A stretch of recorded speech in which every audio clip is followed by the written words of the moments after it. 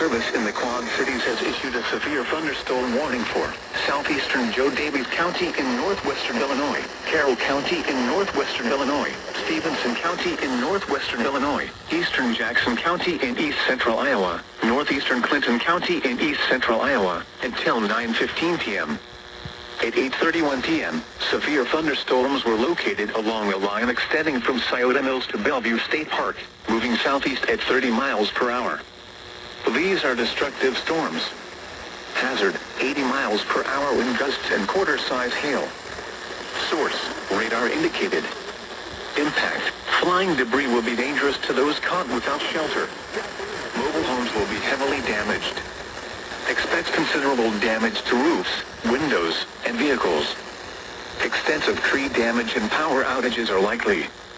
Locations impacted include Freeport, Mount Carroll, Savannah, Mena, Bellevue, Stockton, Lanark, Milledgeville, Preston, Fairhaven, Hanover, Pearl City, Elizabeth, Cheyenne, Cedarville, Woodbine, Sabula, Chadwick, German Valley, and Miles. For your protection, move to an interior room on the lowest floor of a sturdy building.